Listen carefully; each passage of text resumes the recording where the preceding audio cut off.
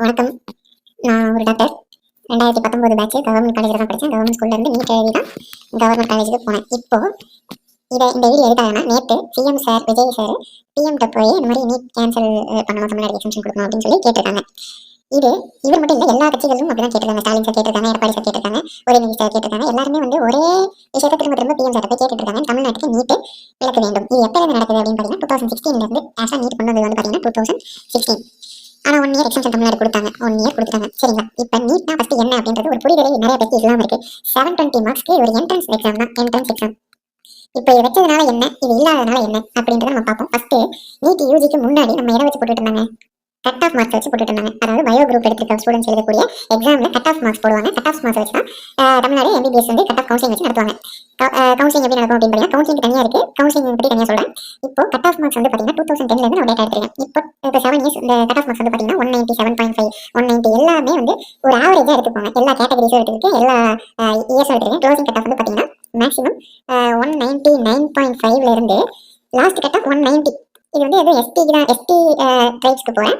இப்போ நார்மலாக BC OC MBC இவங்களுக்குலாம் பார்த்தீங்கன்னா 195 முடிஞ்சிடும். 195 ரொம்ப கம்மி. மேக்ஸிமம் 197.25 196 அந்த மாதிரியே முடிஞ்சிடும். இதுதான் நடந்துகிட்டு இருந்துச்சு.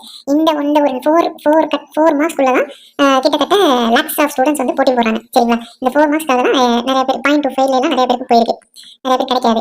இப்போ டிஸ்அட்வான்டேஜஸ் ஆஃப் கட் ஆஃப் வச்சு சொல்கிறேன். ஃபஸ்ட்டு இது ஒன் டைம் எக்ஸாம். இது நீங்கள் ஒரு தடவை தான் இது வாழ்க்கையிலே எழுத முடியும். இது ஒன்ஸ் இந்த கட் ஆஃப் 197 முடிவாயிருச்சு அப்படின்னா இதுக்கப்புறமேட்டு நீங்கள் இந்த 12th எக்ஸாம் எழுத முடியாது. பாஸ் பண்ணிட்டீங்க அப்படின்னா இப்போ நம்மளோட எம்பிபிஎஸ்க்கு இந்த கட் ஆஃப் வச்சு மட்டும்தான் நீங்கள் அப்ளிகேஷன் கவுன்சிலிங்க்கு போட முடியும். கவுன்சிலிங்க்கு அப்ளிகேஷன் போட்டு அது இப்போ நமக்கு 190. இப்போ இந்த ட்ரெண்டே பாருங்க. 2010 இப்போ பிசிக்கு இல்லை ஓசிக்கு எடுத்துக்கோங்க. பிசி எடுத்துக்கோங்க, நிறைய பேர் இருக்காங்க. இதில் 2010 195 இருந்துருக்கு, 2012 197 வந்துச்சு. அப்படியே கொஞ்சம் கொஞ்சமாக அதிகமாகி 2015 198.25 198.5. இப்போ இந்நேரம் 2026. இது 2026 வரைக்கும் இப்படி இருந்ததுன்னா கட் ஆஃப் 200க்கு போயிடும். கண்டிப்பாக கொஸ்டின் பேப்பர் நீங்கள் எவ்வளோ டஃபாக செட் பண்ணிங்கன்னா அட்லீஸ்ட் 199.5 இந்த மாதிரி வந்திருக்கும். பிசிக்கும் இந்த மாதிரி ஒரு கேட்டகரிக்கு வந்திருக்கும். ஸோ காம்படிஷன் இப்போ ஒரே மார்க்கில் பலாயிரம் பேர், பல லட்சக்கணக்கான பேர் இருப்பாங்க. அவங்களை எப்படி செலக்ட் பண்ணுறாங்க அப்படின்னு பார்த்தீங்கன்னா டேட் ஆஃப் பர்த் வச்சு போடுவாங்க, ரேங்கிங் போடுவாங்க. நான் முன்னாடியே பிறந்தேன், 1997 பிறந்தேன் அப்படின்னா எனக்கு ஃபஸ்ட்டு உரிமை. 1999 பிறந்திருக்கேன், ஆனால் அதே மார்க் தான் எடுத்துக்கேன் அப்படின்னா அவனுக்கு செகண்ட். இந்த மாதிரி மார்க் வைஸ் போடுவாங்க. அதாவது சப்ஜெக்ட் வைஸ் போடுவாங்க. சப்ஜெக்ட் வைஸ்னா பயாலஜியில் எவ்வளோ மார்க் எடுத்துருக்கான், 200 எடுத்தவனுக்கு ஃபஸ்ட் ரேங்க், அதே 199.5 எடுத்தவனுக்கு செகண்ட் ரேங்க். இந்த மாதிரி இருக்கும். இப்போ இந்த இதெல்லாமே மாறிடுச்சு. இப்போ கவுன்சிலிங் வச்சு நடத்துறாங்க. கவுன்சிலிங் வச்சு இவங்களுக்கு சீட்டு கொடுக்குறாங்க. இப்போ அந்த சீட்டு என்ன ஆகுது? சீட்டு இது இருக்கட்டும். இப்போ காலேஜஸை பற்றி பார்ப்போம். காலேஜஸ்க்கு போகுது.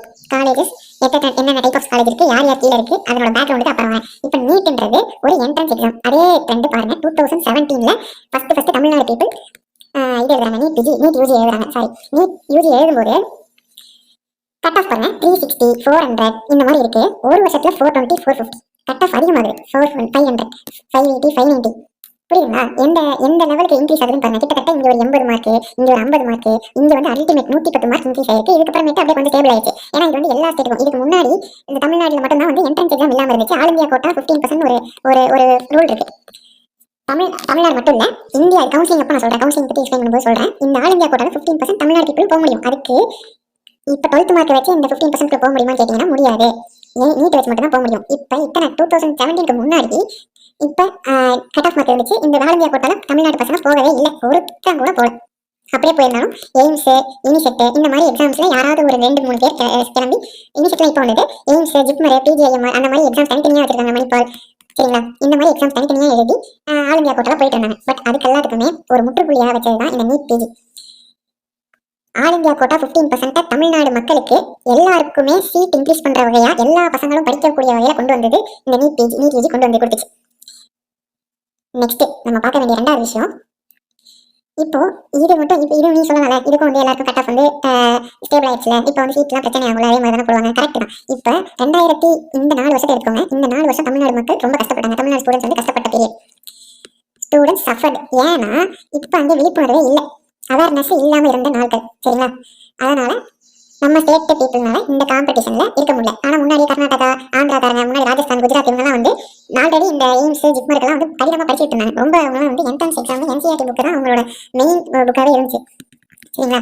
அந்த புக்கை வச்சு பேஸ் பண்ணி தான் அவங்களோட சிலபஸ் இருந்துச்சு. ஆனால் நம்ம சிலபஸ் தப்பாக இருந்ததுன்னு வச்சுக்கோங்களேன், கம்மியாக இருந்துச்சு. அவங்களோட சிலபஸ் மூலியமாக நம்ம சிலபஸ்க்கு ஏற்படல.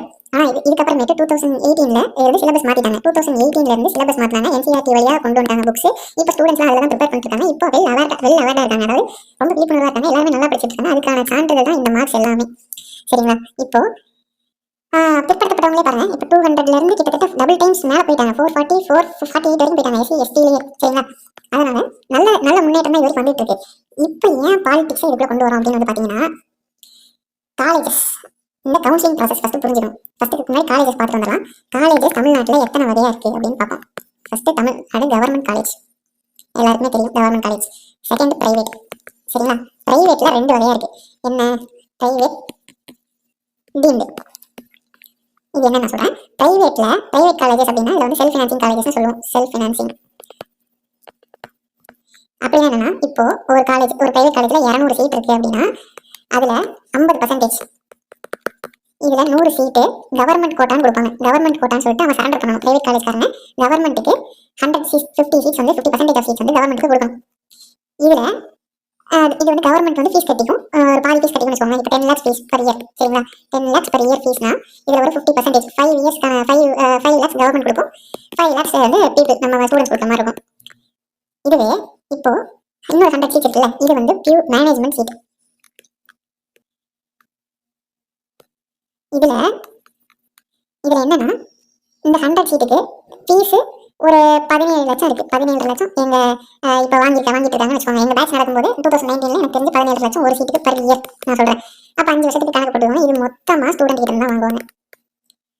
ஆனால் வாங்கக்கூடிய லேக்ஸு ரூல்ஸ் படி 10 லட்சம் வாங்கிக்கணும். மொத்தமாக 10 லட்ச ரூபா பர் இயர் வந்து ஸ்டூடெண்ட்டாக வாங்கிக்கணும். ஆனால் ஒரு 5 லட்சம் அதிகமாக தான் வாங்குவாங்க. எப்பயுமே இதான் நடந்துகிட்டு இருக்கு. 7 லட்சம் 5 லட்சம் அதிகமாக தான் வாங்குவாங்க. இது பியூர் மேனேஜ்மெண்ட். இப்போ தான் வந்து காலேஜஸ் இயங்கிட்டு இருக்கு. இந்த பியூர் மேனேஜ்மெண்ட் சீட்டை நிறையா வகையாக பிரிப்பாங்க. NRI கோட்டா, அதுக்கப்புறமேட்டு இது லைக் டொனேஷன் பேஸில் கூட சில பேர் சேர்ந்துருக்காங்க அப்படின்னு கேள்விப்பட்டிருக்கேன்.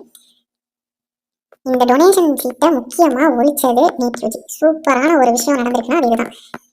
எப்படி இருந்துச்சுன்னா, கட் ஆஃபில் 200க்கு நீ எவ்வளோ வேணா எடுத்துருப்போம், எவ்வளோ கம்மியாக வேணா எடுத்துருப்போம், அதை பற்றி கவலையே கிடையாது. 35 மார்க் நீ எடுத்திருந்த எல்லா சப்ஜெக்ட்லையும் அப்படின்னா நீ பாஸ் ஆகிருந்தால் போதும். உனக்கு டொனேஷன் கட்டி நீட் யூஜி இல்லாமல் ஒரு பணக்காரங்க படிக்கக்கூடிய ஒரு விஷயமா இருந்துச்சு MBBS அப்படின்றது. இந்த டீம்டுன்னு சொல்கிறாங்க இந்த காலேஜஸ் மொத்தமாகவே பியூர் மேனேஜ்மெண்ட். யாருமே யார் கீழேயும் வராது. இது அட்டானமஸ்னு சொல்லுவாங்க. சரிங்களா? யாரை வந்து நீ செலக்ட் பண்ணலாம், யாரை ஸ்டூடெண்ட்டாக வச்சுக்கலாம், அது எல்லாமே அவங்களாவே முடிவு பண்ணிக்கலாம். கவுன்சிலிங் எல்லாமே நடக்கும். ஆனால் அது எல்லாமே பேருக்கு தான் இருக்கும். யாருமே வந்து நிறைய புரோக்கர்ஸ்லாம் நிறைய பேர் இருப்பாங்க. ஸோ இந்த டீம்டு காலேஜஸில் காசு இருந்தால் போதும், நீங்கள் அசால்ட்டாக படிக்கலாம். இதில் வந்து ஃபீஸ் வந்து பார்த்தீங்கன்னா ஒரு 25 லட்சம் பர் இயர் வாங்குவாங்க நார்மலாக ஒரு சீட்டுக்கு. இது கம்மியாக வாங்க மாட்டாங்க. எல்லா காலேஜஸ்லையும் 20 to 25 lakhs பர் இயர் தான் வாங்கிட்டு இருக்காங்க. ஸோ இப்போ நான் வந்து இது நீட் பிஜி நீட் யூஜி இதெல்லாமே சொல்ல காலேஜஸ் அதோட ஃபீஸ் ஸ்ட்ரக்சர் இதை தான் சொல்லிட்டு இருக்கேன். சரிங்களா? இப்போ கவுன்சிலிங்க்கு வரும். இதுக்கு முன்னாடி வரைக்கும் கட் ஆஃப் மார்க்ஸ் வச்சு வரும்போது கட் ஆஃபில் நம்ம 195 190 இந்த மாதிரி இருக்க கட் ஆஃப் இதெல்லாம் நம்ம பார்த்துருக்கோம். இது எல்லாமே வந்து கவர்மெண்ட் காலேஜஸ்க்கு போகக்கூடிய கட் ஆஃப். ஓகேங்களா? ஒருத்தங்களே ஒரு தடவை தான் எழுத முடியும். இதுதான் வந்து போயிட்டு இருக்காங்க. ப்ரைவேட் காலேஜஸ்க்கு இந்த கட் ஆஃப் சிஸ்டம் வரல. கவுன்சிலிங் நடத்துவாங்க. இந்த கவர்மெண்ட் கோட்டாவும் கட் ஆஃப்ல வந்துடும். இந்த பிரைவேட்ல இருக்கக்கூடிய இந்த சீட்ஸ், இந்த டீம்டு யூனிவர்சிட்டி சீட்ஸ் எல்லாமே பணக்கார பசங்க படிக்கக்கூடியதாக இருந்துச்சு. நீட் யூஜி கொண்டு வந்தாங்க. நீட் யூஜியில் எலிஜிபிலிட்டி மார்க் அப்படின்னு சொல்லி ஒன்று இருக்குது. 50th percentile அப்படின்னு சொல்லிட்டு ஒரு மார்க் இருக்குது. இருக்கிறதுலே ஃபர்ஸ்ட் மார்க் ஒருத்தர் எடுத்துருப்பாங்கல்ல. இப்போ 720க்கு ஒருத்தன் 710 எடுத்துருக்கான். சரிங்களா? 710 எடுத்துருக்கான். 2% தப்பு பண்ணியிருக்கான் அப்படின்னா இந்த பையனோட மார்க்கில் 50th இப்போ 700 வச்சுக்கேன், கணக்கு போடுறது ஈஸியாக இருக்கும். 350 மார்க்ஸ். இவன் ஃபர்ஸ்ட் மார்க். சரிங்களா? இவனோட பாதி மார்க் கிடையாது. இது தப்பு. இவன் ஃபர்ஸ்ட் மார்க். இப்போ இவன் ஃபர்ஸ்ட் ரேங்க்னு போட்டுட்டேன். அதே மாதிரி ரேங்க் ஃபுல்லாக போட்டுட்ருக்கேன். இப்போ 1 லட்சம் பேர் எழுதியிருக்கான். சரிங்களா? 1 லட்சம் பேர் எழுதியிருக்கான். அப்போ 50,000 பேரில் 50,000 ரேங்க் ஒன்று ஒருத்தருப்பான்ல, அந்த 50,000 ரேங்க் தான் எலிஜிபிலிட்டி மார்க். இவன் எவ்வளோ வேணா எடுத்துக்கலாம். இவன் வந்து ஒரு 190 மார்க்ஸ் எடுத்துக்கான்னு வச்சுக்கோங்க. 200 மார்க்ஸ் வச்சுக்கோங்க. 200 மார்க்ஸ் எடுத்துக்கலாம். இந்த 50,000 ரேங்க்ன்றவன் 200 மார்க் எடுத்துக்கலாம். இதுதான் வந்து எலிஜிபிலிட்டி மார்க். அதாவது கட் ஆஃப்ல வந்து நமக்கு பார்க்கும்போது இந்த ஒரு 35 மார்க் பாஸ் அப்படின்னு நம்ம சொல்றோம்ல, அதே மாதிரி இந்த எலிஜிபிலிட்டி மார்க் தான் பாஸ் மார்க். இந்த மார்க்குக்கு கீழே எடுத்தா உங்களால எந்த யூனிவர்சிட்டி கவர்மெண்ட்டுக்கும் போக முடியாது, பிரைவேட்டுக்கும் போக முடியாது, டீம்டுக்கும் போக முடியாது. நீ எவ்வளோ பெரிய கோடி சொன்னவனே இருந்துக்க, ஒரு சீட்டுக்கு 25 லட்ச ரூபா கொடுக்குற அளவுக்கு இருந்தாலுமே இப்போ நடக்கக்கூடிய கவுன்சிலிங்ல டொனேஷன் அப்படின்னு கேபிடேஷன் ஃபீ ஒன்று வாங்குறாங்க. கேபிடேஷன் ஃபீ இதெல்லாம் எந்த காலேஜ்னாலையும் மறுக்க முடியாத ஒரு விஷயம். இது வந்து கேபிடேஷன் ஃபீன்றது 50 லட்சம் இந்த வந்து 1 கோடி கூட வாங்குறாங்க சரிங்களா ஒரு சீட்டுக்கு. இதை கட்டினதுக்கு அப்புறமே மறுபடியும் வந்து வருஷம் வருஷம் ஃபீஸ் கட்டணும். 25 லட்சம் per வருஷம் கட்டிட்டு இருக்கணும் சரிங்களா. இந்த மாதிரி இது வந்து மார்க் எவ்வளவு கம்மியா இருந்திருந்தாலும் இந்த எலிஜிபிலிட்டி மார்க்கு அதிகம் மேல இருந்தீங்கன்னா தான் எலிஜிபிலிட்டி மார்க்கு மேல இருந்தீங்கன்னா மட்டும்தான் நாளை வந்து சீட் எடுக்க முடியும் அப்படின்னு கொண்டு வந்தாங்க. நிறைய படிக்காத பசங்க படிக்கவே ஒரு கொஞ்சம் கூட நாலேஜே இல்லை அப்படின்னா கூட இந்த மார்க் வந்து எடுத்துக்கணும் புரியுதுங்களா. அப்ப நான் என்ட்ரு ஆக முடியும் அப்படின்னு சொல்லிட்டதுனால நிறைய பொலிட்டீஷியன்ஸ் பெரிய பெரிய பணக்காரங்களோட பசங்களால இதுக்குள்ள வர முடியல. ஃபர்ஸ்ட் விஷயம். ரெண்டாவது விஷயம், இந்த பிரைவேட் காலேஜஸோட லிஸ்ட்லாம் எடுத்து பாருங்க. பிரைவேட் காலேஜஸ் மொத்தம் வந்து தமிழ்நாட்டில் 40 காலேஜ் இருக்கு. இந்த 40 காலேஜை நான் உங்களுக்கு காட்டுறேன், எல்லாமே காட்டுறேன். இந்த 40 காலேஜஸ் இருக்கு. இதுல மேக்ஸிமம் ஆஃப் த காலேஜஸ் வந்து பாத்தீங்கன்னா பொலிட்டீஷியன்ஸ் பின்னாடி தான் இருக்கு. எக்ஸாம்பிளுக்கு தனியாக எடுத்து வச்சிருக்கேன். இது இந்த காலேஜஸ் எல்லாமே யார் பேர்ல இருக்கு பிரைவேட் காலேஜஸ் அப்படின்னு சொல்லிட்டு இந்த மாதிரி நீங்க கூகுளில் கூட பண்ணி பார்த்துக்கோங்க. இப்போ முக்கியமா நமக்கு பார்க்க வேண்டியது பார்த்தீங்கன்னா இந்த தனலட்சுமி சீனிவாசன் காலேஜ் கூட பெருசாக பிரச்சனையாச்சு. சீனிவாசன் இவரோட காலேஜில் தான் இப்போ வந்து இந்த கிட்னி முறைக்கு கூட வந்துச்சு அப்படின்னு சொல்லுவாங்க. எல்லா பிரைவேட் காலேஜஸ்மே மேக்ஸிமம் ஒரு பொலிட்டிக்கல் பார்ட்டியோட பின்னணியில தான் இயங்கிட்டு இருக்கு. இதுதான் வந்து ஃபேக்ட். இது வந்து ஒரு எக்ஸாம்பிள் தான் சொல்றேன். நிறைய பிரைவேட் காலேஜ் தனியாக இருக்கு. இப்போ கேஎம்சி எடுத்துக்கிட்டீங்க அப்படின்னா அது வந்து ஃபுல் ஆஃப் டாக்டர்ஸ் வந்து ஒரு குரூப் ஆஃப் டாக்டர்ஸ் பெரிய பெரிய டாக்டர்ஸ்லாம் சேர்ந்து ஆரம்பிச்சது கேஎம்சிஎஸ் காலேஜ். சிஎம்சி காலேஜ்ன்றது ஒரு தனியாக வந்து ஒரு பிரைவேட் ஒரு ட்ரஸ்ட்ல இருந்து வரக்கூடிய ஒரு காலேஜ். ஸோ இந்த மாதிரி பிரைவேட் காலேஜ் தனித்தனியாக இருக்கு. பட் ஆனால் மேக்ஸிமம் நிறைய பிரைவேட் காலேஜஸ் வந்து இந்த ஒரு பொலிட்டிக்கல் பேக்ரவுண்ட் இருக்கக்கூடிய காலேஜஸ் தான் இருக்கு. ஸோ இப்போ செல்ஃப் ஃபைனான்சிங் மெடிக்கல் காலேஜஸ் நம்ம பார்த்தோம்ல பாருங்க, 27 மெடிக்கல் காலேஜஸோட லிஸ்ட் இருக்கு. டீம்டு காலேஜஸ் இங்கே ஒரு லிஸ்ட் இருக்கு பாருங்க. ஓகேங்களா. நெக்ஸ்ட் இப்போ நீட் பிஜினால இவங்களால என்ன வாங்க முடியாது. இப்போ நீட் பிஜிக்கு அப்புறமேட்டு ஒரு பெரிய ஒரு ஆப் வச்சாங்க சென்ட்ரல் கவர்மெண்ட். என்ன ஆப் வச்சாங்க, ஃபீஸ் ஸ்ட்ரக்சரை ஒரு காலேஜுக்கும் ஒரு வழிமுறைப்படுத்தினாங்கன்னு வச்சுக்கோங்களேன். ஃபீஸ் ஸ்ட்ரக்சரை வழிமுறைப்படுத்தினாங்க. எல்லா காலேஜஸ்லையும் இந்த கேபிடேஷன் ஃபீஸ் வாங்கக்கூடாது அப்படின்னு சொல்லிட்டு ஒரு பெரிய ஒரு குண்டை போட்டாங்க. ஆனாலும் வாங்கிட்டு தான் இருக்காங்க, இல்லைன்னா சொல்லவே முடியாது, வாங்கிட்டு தான் இருக்காங்க. பட் பெரிய அளவில் குறைஞ்சிருக்கு, ரொம்ப கம்மியாச்சு. ஆனால் இந்த ஃபீஸ் வந்து கண்டிப்பாக வாங்கிட்டு தான் இருக்காங்க, இப்போயும் வாங்கிட்டு இருக்காங்க. நெக்ஸ்ட் இந்த பேக் என்ட்ரிஸ்லாம் சொல்லுவாங்க, பாஸ் பண்ணிட்டு உள்ள வந்தால் போதும் நீ வந்து சீட்டு கிடைக்கும் அப்படின்ற பெருசாக இல்லை. எலிஜிபிலிட்டி மார்க் வந்ததுனால நிறைய பேர்னால இப்போ உள்ள வர முடியல. காசு இருந்தாலுமே அவங்களால எம்பிபிஎஸ் சீட் வாங்க முடியாமல் போச்சு. செகண்ட் விஷயம், இன்னொரு 7.5% அப்படின்னு சொல்லிட்டு ஒரு உள்ஒதுக்கீடு கொண்டு வந்தாங்க. நம்ம தமிழ்நாடு கவர்மெண்ட் உள்ஒதுக்கீடு கொண்டு வந்தாங்க. யாருக்கெல்லாம் அப்படின்னு பார்த்தீங்கன்னா கவர்மெண்ட் ஸ்கூல்ஸ்லேயே படித்த ஸ்டூடெண்ட்ஸ்க்கு. எதுக்காக, கவர்மெண்ட் ஸ்கூல்ஸ்லேயே படிச்சிருக்க ஸ்டூடெண்ட்ஸுக்கு 7% உள்ளிடஒதுக்கீடு கொண்டு வந்தாங்க. இதனால ஏகப்பட்ட குழந்தைகள் வந்து ஒரு எம்பிபிஎஸ் அப்படின்றது கனவா மட்டும் இல்லாமல் நிறைய பேருக்கு இது நடந்திருக்கு. இந்த இடஒதுக்கீடை 10% மாத்திரேன் அப்படின்னு சொல்லி டிஎம்கே கவர்மெண்ட் வாக்குறுதி கொடுத்தாங்க. ஆனால் அது பண்ணல, அது வேற விஷயம். இப்போ இருக்க கவர்மெண்ட் பண்ணலான்னு பார்க்கலாம், அதை விடுங்க. இப்போ நம்ம அடுத்தது பார்க்க வேண்டிய விஷயம், இதில் இருக்கக்கூடிய அட்வான்டேஜஸ் டிஸ்அட்வான்டேஜ் இப்போ நான் உங்களுக்கு வந்து தனியாகவே எழுதுறேன். இப்போ நீட்டு கட் ஆஃப் சரிங்களா. நீட்டு கட் ஆஃப் இது எத்தனை தடவை வேணா எழுதிக்கலாம், மல்டிபிள் அட்டம்ஸ். ஏன்னா இப்போ இதோட முக்கியத்துவத்தை நான் சொல்றேன். இது ஒரே ஒரு அட்டம், ஒன் அட்டம் ஒன்லி. முக்கியமா இது வந்து ஒரு முக்கியமான ஒரு பாயிண்ட். ஏன் அப்படின்னா இப்போ ஒரு பையனோ ஒரு பொண்ணோ இருக்காங்க, இவங்களுக்கு டாக்டர் ஆகணுங்கிறது கனவு சரிங்களா. இவங்களால கட் ஆஃப் ஏதோ ஒரு உடம்பு சரியில்லை, ஏதோ ஒன்று ஆயிடுச்சு. 194 தான் வந்து 194.75 கட் ஆஃப். இப்போ 195 இருந்தால் தான் கம்மியாகவே சொல்கிறேன், 195 இருந்தால் தான் கிடைக்குது அப்படின்னு சொல்லி சொல்லிட்டாங்க. இதான் லாஸ்ட் கட் ஆஃப் மார்க் ஓகேங்களா. இப்போ 194 இந்த 0.25 மார்க்கில் இவங்களோட கனவு கலைஞ்சு போச்சு. அவ்வளோ, இதுக்கப்புறம் வந்து இவங்களால டாக்டர் ஆகவே முடியாது. இப்போ நீட் எடுத்துக்கலாம், இவங்களுக்கு டாக்டர் ஆகணும்னு ஆசை. இவங்களால வந்து ஒரு 440 மார்க் எடுக்க முடியுது 720க்கு ஃபர்ஸ்ட் அட்டம்ப்ட்ல. அடுத்த வருஷம் மறுபடியும் ரிப்பீட் பண்ணுறாங்க, 1 இயர் ரிப்பீட் பண்ணி 560 மார்க் எடுக்கிறாங்க. ஏன்னா அதே போர்ஷன் தான், அதே சிலபஸ் தான், மார்க்கெட்லாம் இருக்க மாட்டாங்க, ஒரே போர்ஷன் தான், ஒரே புக் தான். ஸோ இந்த 1 புக்கை நான் மறுபடியும் படிச்சு மறுபடியும் 560 மார்க் எடுக்கிறேன். இந்த வாட்டி வந்து இப்போ வந்து முன்னாடி எவ்வளோ இருக்குது, ஒரு 25,000 ரேங்க் இருக்குன்னு வச்சுக்கோங்க. இப்போ வந்து நான் வந்து ஒரு 10,000 ரேங்க் வந்துட்டேன். 10,000 ரேங்க்ன்றதுனால என்னால் வந்து இந்த வாட்டி சீட் எடுக்க முடியும். நீ எந்த கேட்டகரி வேணா இருக்கலாம், ஓபிசி எஸ்சி எஸ்டி யார் வேணா இருக்கலாம், எவ்வளோ சம்பாதிக்க வேணா வச்சுக்கோங்க. நீங்க வந்து எத்தனை வருஷம் வேணா ரிப்பீட் பண்ணலாம், ஒரு தடவை இல்லை. இது வந்து மல்டிபிள் அட்டம்ஸ், எத்தனை தடவை வேணா நீங்க வந்து up to 35 years of age வரைக்கும் எத்தனை வாட்டி வேணா நீட் எழுதலாம் அப்படின்னு சொல்லியிருந்தாங்க. இப்போ இந்த ஏஜ் லிமிட் இல்லைதான், 60 வயசு வரைக்கும் நீங்க வந்து பயாலஜி குரூப் படிச்சதா இருந்தால் மட்டும் போதும், பயாலஜி குரூப் மட்டும் படிச்சிருந்தா போதும். எத்தனை வயசு வேணா 60 வயசுல கூட நீங்க வந்து எம்பிபிஎஸ் உங்களோட டாக்டர் வேணா நீங்க எழுதிக்கலாம். படிச்சது நீங்க வந்து நீட் அட்டம்ஸ் மல்டிபிள் அட்டம்ஸ் இருக்கு. அதனால இப்போ என்னோட கனவு இந்த இடத்துல வந்து போயிருச்சு, இங்க வந்து காப்பாற்றப்பட்டுச்சு. நீட் இதுதான் வந்து இது ஃபர்ஸ்ட் பாயிண்ட். ரெண்டாவது point, all India quota. All India கோட்டானா என்னன்னே தெரியாம இத்தனை வருஷமா நம்ம உட்காந்துருக்கோம். ஆல் இந்தியா கோட்டால தமிழ்நாடு பீப்புள் இது வரைக்கும் தமிழ்நாடு ஸ்டூடெண்ட்ஸ் ரொம்ப கம்மியா போயிருக்காங்க. தமிழ்நாடு ஸ்டூடெண்ட்ஸ்க்கு ஆல் இந்தியா கோட்டால அந்த சீட் கொடுக்கறதே வேஸ்ட் அப்படின்ற மாதிரி நம்ம ஊர் பசங்க வெளியூருக்கு போனே கிடையாது இது வரைக்கும். ஆனா வெளியூர் பசங்க தமிழ்நாட்டில் 15% வந்து படிச்சுட்டே தான் இருந்தாங்க. எப்ப நான் சொல்றேன், ஆரம்பத்துல இருந்தே 2016-17 வரைக்குமே தமிழ்நாட்டுக்குள்ளார வெளிமாநில பசங்க வந்து படிச்சுட்டு தான் இருக்காங்க, இப்பயும் படிச்சுட்டு இருக்காங்க. நம்ம ஊர்ல வெளிமாநிலத்துக்கு போனதே கிடையாது. அதை மாத்திருச்சு நீட் யூஜி. ஆல் இந்தியா கோட்டால இந்த 15% சீட்டுக்கு தமிழ்நாடு பீப்புள் போக ஆரம்பிச்சாங்க. எப்போ 2017 இருந்து தான் போக ஆரம்பிச்சிருக்காங்க.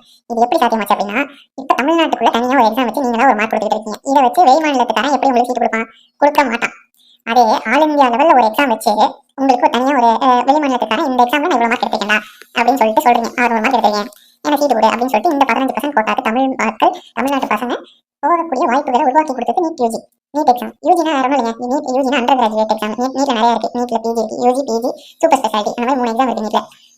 ஸோ இது நீட் யூஜி பற்றி மட்டும் தான் பேசிட்டு இருக்கோம். செகண்ட் பாயிண்ட், இந்த மாதிரி ஒரு நல்ல விஷயத்தை ஏற்படுத்தி கொடுத்துருக்கு நீட் யூஜி. தேர்டு, இப்போ என்னத்துக்காக இவங்க வேண்டாம் சொல்றாங்க தெரியுமா?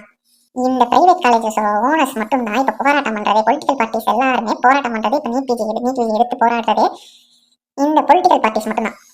ஸ்டூடெண்ட்ஸோ இல்லை அவங்க சார்ந்த பேரண்ட்ஸோ இதுக்கப்புறம் சீட் எடுத்தவங்களோ இல்லை சீட் எடுக்கிறதுக்காக படிச்சுட்டு இருக்கவங்களோ இந்த நீட் எக்ஸாம் எடுத்து போராடவே கிடையாது. அவங்களுக்கு எல்லாத்துக்குமே நல்லா தெரியுது, நமக்கு ஒரு வாய்ப்பு மறுபடியும் கொடுக்கறதுக்கான வாய்ப்பு நீட் எக்ஸாம் மட்டும்தான். கட் ஆஃப்ல வச்சு நம்மளால போக முடியாது அப்படின்றது அவங்களுக்கு தெரியுது. அதனால அவங்க இருக்கல. இவங்களால இப்போ இந்த காசை வாங்க முடியல, இந்த மேக்ஸிமம் இந்த காசை வாங்க முடியல.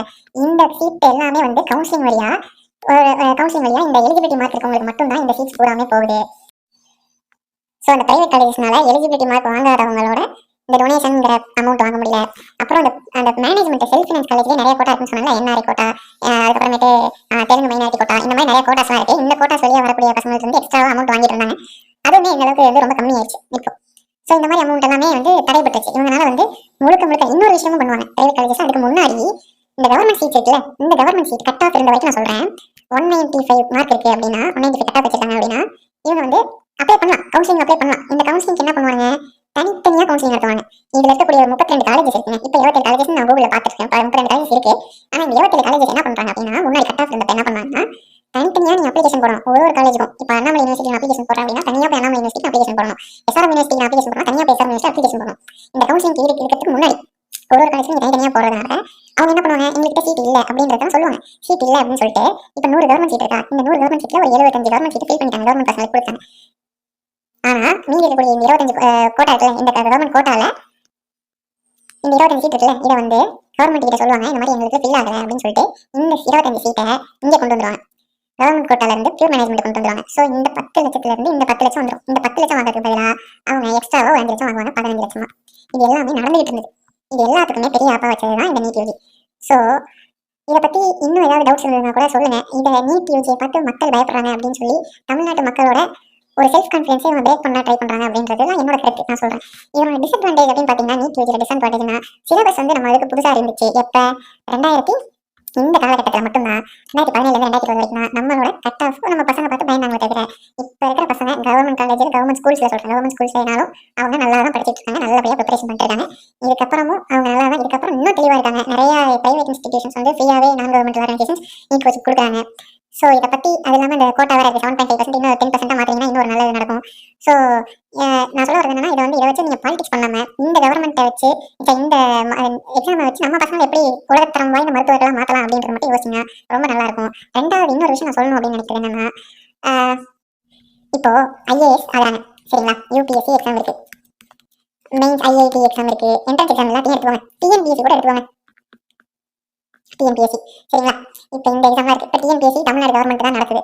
எதுக்காக நடக்குது, 12 லட்சம் பேர் அப்ளிகேஷன் போடுறாங்க சரிங்களா. இப்போ 12 லட்சம் பேருக்கு கான்ஃபிடன்ஸ் கொடுத்தேன் அப்படின்னு சொல்லி இந்த டிஎன்பிஎஸ்சி எக்ஸாம் தூக்கிடலாமா? என்னோட கேள்வி தமிழ்நாடு கவர்மெண்ட்டுக்கு நான் இதான் வைக்கிறேன். இப்போ இந்த எக்ஸாம் தூக்கிட்டீங்கன்னா எப்படி நீங்க வேலை போட்டு கொடுப்பீங்க? தமிழ்நாடு கவர்மெண்ட் வேலையை எப்படி கொடுப்பீங்க?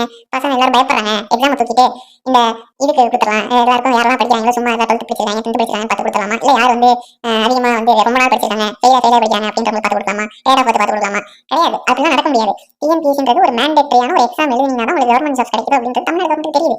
அப்புறம் எதுக்காக நீட் யூஜியை மட்டும் எடுக்கிறீங்க? இப்போ ஐஐடி எக்ஸாம் இருக்கு, அவங்க காலேஜ் வச்சிருக்காங்க, 7 காலேஜ் இருக்கு, சென்ட்ரல் யூனிவர்சிட்டி 7 காலேஜ் இருக்கு, நேஷனல் யூனிவர்சிட்டி. இப்போ அவங்களோட ஸ்டாண்டர்ட்ஸ் ஒன்று இருக்கு, ஒரு ஸ்டாண்டர்ட் ஒன்று செட் பண்ணிடுறாங்க. நீ ஐஐடி எக்ஸாமை பற்றி ஃபாரின் காரன் படிக்கிறாங்க, ஐஐடி எக்ஸாம்ல எவ்வளவு காம்ப்ளிகேஷன்ஸ் இருக்கு, எவ்வளவு பேர் எழுதுறாங்க, இப்போ 1 மில்லியன் பேர் எழுதுறாங்க, 10 லட்சம் பேர் எழுதுறாங்க அப்படின்னா அதுல 0.6% தான் சீட் கிடைக்குது அப்படின்னு சொல்லி அவன் எழுதுறான். 0.6% தான் இப்போ வேர்ல்ட்ஸ் டஃபஸ்ட் எக்ஸாம் ஜப்பானுக்கு அப்புறம் நம்மளோட செகண்ட் இதுல நீட் தான். சரி ஐஐடி தான் வச்சிருக்கான். புரியுங்களா? யூபிஎஸ்சி எக்ஸாம் எழுதினா தான் உங்களால் ஐஏஎஸ் ஐபிஎஸ் ஆக முடியும். ஒரு தரம் செட் பண்றதுக்கு தான் என்ட்ரன்ஸ் எக்ஸாமே தவிர பயம் கிரியேட் பண்றது என்ட்ரன்ஸ் எக்ஸாம் இல்லை அப்படின்றது கவர்மெண்ட் புரிஞ்சிடும். இதை எடுக்கிறேன் அப்படின்னு சொல்லிட்டு இதை வச்சு பாலிடிக்ஸ் பண்ணாம எப்படி இதை நம்ம தரத்தை ஏற்றிக்கலாம் அப்படின்றத பத்தி யோசிங்க. அப்படின்றத பத்தி நம்ம என்ன பண்ணி கொடுக்கலாம்? இப்போ இந்த 10% சீட் உண்மைக்காலுமே ஏழை எளிய குழந்தைகளுக்கு தான் போகுதா? இதை நீங்க மானிட்டர் பண்ணுங்க. ஏன்னா 7% சீட்டுக்காகவே எனக்கு தெரிஞ்சு நிறைய பேர் வந்து நல்ல பணம் இருக்கக்கூடியவங்க, நல்ல அறிவு இருக்கக்கூடியவங்க இந்த 7% சீட்டுக்காக கவர்மெண்ட் ஸ்கூல்ல சேர்க்கறாங்க. இது நடந்துகிட்டு இருக்கீங்க. இதே சமயம் இந்த நேட்டிவிட்டி சர்டிஃபிகேட்டை வச்சு ஏமாத்தி இது என்னன்னு எக்ஸ்பிளைன் பண்றேன். ஒன்றும் இல்லை, ஒருத்தங்க ஆந்திரால இருந்து தெலுங்கு பேசக்கூடியவங்க தமிழ்நாட்டில் வந்து ரொம்ப வருஷமா இருக்காங்க, ஒரு 10 வருஷமா இருக்கேன் அப்படின்னு சொன்னா ஒரு 6 வருஷம் இருந்தாலே நேட்டிவிட்டி சர்டிஃபிகேட் கொடுப்பாங்க. நேட்டிவிட்டி இது பிறப்பிடம், சரிங்களா, இது வாழ்விடம், நான் இங்கே தான் வாழ்ந்துகிட்டு இருக்கேன் அப்படின்னு சொல்லிட்டு ஒரு சர்டிஃபிகேட் கொடுப்பாங்க. இந்த சர்டிஃபிகேட்டை யூஸ் பண்ணி தெலுங்கு மைனாரிட்டி கோட்டா அப்படின்னு சொல்லிட்டு ஒன்று இருக்கு. இது வந்து வாங்கிட்டாங்கன்னு வச்சுக்கோங்க, அவங்க காரங்க வாங்கிட்டாங்க, கேஸ்லாம் போட்டு இதெல்லாம் போட்டு வாங்கிட்டாங்க. இந்த கோட்டால இவங்க தமிழ்நாட்டில் தான் இருக்கிறோம், தமிழ்நாட்டில் தான் வாழ்றோம், இவங்க தனியாக ஒரு இடஒதுக்கீடு வேணும் அப்படின்னு சொல்லிட்டு வாங்கிட்டாங்க. அது நான் எதுவும் சொல்லலை, அதெல்லாமே நல்லா ஏதோ ஒன்று பண்ணட்டும், வாங்கிட்டு போட்டோம். ஆனால் இந்த நேட்டிவிட்டியெல்லாம் வச்சு ஏமாத்துறாங்க. இப்போ அவங்க தமிழ்நாட்டிலே வாழல, அவங்க இன்னும் ஆந்திராலே தான் இருக்காங்க. நேட்டிவிட்டின்னு தமிழ்நாட்டில் சும்மா நான் இந்த இடத்துல சென்னையில் தான் இருக்கேன், சென்னையில் தான் வாழ்ந்துட்டு இருக்கேன் அப்படின்னு சொல்லிட்டு சர்டிஃபிகேட்ஸ் மட்டும் வாங்கிட்டு இந்த சர்டிஃபிகேட்டை பெருசாக செக் பண்ணுறாங்களா அப்படின்னு கேட்டிங்கன்னா கிடையாது. என்னென்ன சர்டிஃபிகேட்ஸ்லாம் வந்து கவுன்சிலிங் இப்போ செக் பண்ணுறாங்கன்னு பார்த்தீங்கன்னா பர்த் சர்டிஃபிகேட் செக் பண்ணுறாங்க. பர்த் சர்டிஃபிகேட் முக்கியமாக செக் பண்ணக்கூடியது மார்க் ஷீட் செக் பண்ணுறாங்க. அதுக்கப்புறமேட்டு கம்யூனிட்டி சர்டிஃபிகேட் செக் பண்ணுறாங்க. இந்த 2 சர்டிஃபிகேட் தான் மெயினாக செக் பண்ணுறாங்க. தவிர நேட்டிவிட்டி சர்டிஃபிகேட் பர்த் சர்டிஃபிகேட்லாம் பேருக்கு ஒரு கண்துடைப்புக்காக செக் பண்ணிருக்காங்க. நேட்டிவிட்டி சர்டிஃபிகேட்லாம் நல்லா செக் பண்ணணும். இந்த கோட்டாவில் இப்போ வந்து இன்னும் ஆந்திராலே தான் இருக்காங்க, தமிழ்நாட்டில் வாழவே இல்லை. இப்போ அந்த தெலுங்கு மைனாரிட்டி கோட்டாவில் தமிழ்நாட்டில் சீட் இருக்காங்க. ஸோ இந்த சீட்டில் அவங்க வரல அப்படின்னா உண்மையான தெலுங்கு மைனாரிட்டி கோட்டாவில் யாராவது வந்தாலும் சந்தோஷம் தான். இல்லை தமிழ்நாட்டுக்கு அதை சரண்டர் பண்ணி தமிழ்நாட்டு மக்களோட ஸ்டூடெண்ட்ஸை நீங்கள் வந்து இன்க்ரீஸ் பண்ணலாம். ஸோ இந்த மாதிரி விஷயங்களை கொஞ்சம் கவனப்படுத்துங்க. இப்போ இன்னொரு விஷயம் கூட பாருங்க, இப்போ இது வந்து கான்ட்ரவர்சியாக தான் இருக்கும், நிறைய கான்ட்ரவர்சிஸ் வரும். என்னன்னா இப்போ பிசி கேட்டகரி, இப்போ நிறைய பேர் வந்து பிசி எஸ்சி எஸ்டி எல்லாமே இருக்கு, எம்பிசி, சரிங்களா, இது ரெண்டையும் சேர்த்து தான் வந்து ஆல் இந்தியா கவர்மெண்ட்ல ஓபிசின்னு சொல்றாங்க. இந்த இடத்துல யூஆர்னு சொல்றாங்க, ஓசி தான் வந்து யூஆர்னு சொல்றாங்க. இருக்கட்டும், எல்லாமே இருக்கும். இப்போ இந்த கேட்டகரி நான் யூஸ் பண்ணி இது வந்து நமக்கு சுதந்திரம் கிடைச்சி 75 வருஷத்துக்கு மேலே ஆகுது, சரிங்களா. எஸ்சி எஸ்டி பீப்புள்ஸ் வந்துட்டு தான் இருக்காங்க, பிசி எம்பிசி பீப்புள்ஸ் வந்துட்டு தான் இருக்காங்க. நான் ஒரு 2 தலைமுறை வந்து இந்த கேட்டகரியை யூஸ் பண்ணி கவர்மெண்ட் ஜாப்ஸ் வாங்கிட்டாங்க. இப்போ அவங்களோட பொருளாதாரம் உயர்ந்துச்சு. ஃபர்ஸ்ட் 2 ஜென்ரேஷன் வந்துச்சுன்னு வச்சுக்கோங்க. 3வது ஜென்ரேஷன் ஆப்வியஸாக அவங்களுக்கு ஒரு நல்ல பொசிஷன் தான் இருக்காங்க. இவங்களும் வந்து இந்த கேட்டகரி யூஸ் பண்ணி ஒரு 4 ஜென்ரேஷன் வந்துட்டாங்க. 5வது ஜென்ரேஷன் தன்னை போல ஒரு நல்ல பொசிஷன் தான் இருக்காங்க. இப்போ இந்த 5th ஜென்ரேஷன் இருக்கவங்க நல்ல பொசிஷன்ல இருந்தாலுமே, இந்த ஜென்ரேஷன் இருக்கவங்க நல்ல பொசிஷன்ல இருந்தாலுமே சேம் கோட்டாவை யூஸ் பண்ணி மறுபடியும் இந்த கேட்டகரி இப்போ இவங்களே இருக்காங்க, இவங்களே 2 வகையாக பிரிச்சுக்கோங்க. ஒன்று அவேர்னஸே இல்லாமல் இருக்கவங்க, இன்னொன்று நல்ல அவேர்னஸாக இருக்கவங்க. இந்த ஜென்ரேஷன் 5th ஜென்ரேஷன் இவங்களில் இன்னும் வந்து ஒருத்தவங்க கூட கவர்மெண்ட் ஜாபோ இல்லை கவர்மெண்ட் போஸ்டிங்கோ இல்லை வந்து ஒரு சீட்டோ எடுக்காமல் இருக்காங்க. 1st ஜென்ரேஷன், சரிங்களா. அந்த ஜென்ரேஷனுக்கு நீங்கள் ப்ரிஃபரன்ஸ் கொடுக்கணும். 5th ஜென்ரேஷன் அப்படின்றவங்களுக்கு நீங்கள் வந்து அதை வந்து ரேங்கிங் வச்சு அவங்களுக்கு பின்னாடி கொடுப்பாங்க. இவங்க எல்லாருமே வந்து உங்கள் பேரண்ட்ஸ் வாங்கிட்டாங்க, உங்கள் மேலே தாத்தா வாங்கிட்டாங்க, இந்த மாதிரி கோட்டா யூஸ் பண்ணி வந்துருக்காங்க அப்படின்னா அவங்க எல்லாத்தையுமே கொண்டு போய் யூஆரில் போடுங்க. யூஆரில் சீட்டை இன்க்ரீஸ் பண்ணுங்க. அப்போ தான் இதை வந்து ஒழிக்க முடியும். இது ஒரு கேட்டகரியாக நீங்கள் வந்து கம்மி பண்ணிட்டே வந்தீங்கன்னா உங்களால் இவங்களோட தரத்தையும் மேலே ஏற்ற முடியும், இவங்களோட சீட்டையும் வந்து ப்ரிஃபர் பண்ண முடியும். இவங்கள படிக்கிறவங்களுக்கு சீட் ரேங்கிங் சிஸ்டம் வழியாக கிடைக்கும். ஸோ அது வந்து இந்த மாதிரி சில விஷயங்கள்லாம் நம்ம கான்ஸ்டிடியூஷனில் மாற்றணும்னா நம்ம வந்து ஏதோ பேச வந்து என்னமோ பேசிக்கிட்டு இருக்கோம் தான் தெரியுது. பட் இதெல்லாமே என் மனசில் இருக்கிறத நான் சொல்கிறேன். இதெல்லாம் வந்து லைக் ஒரு அவேர்னஸ்க்காக தான். தேங்க்யூ.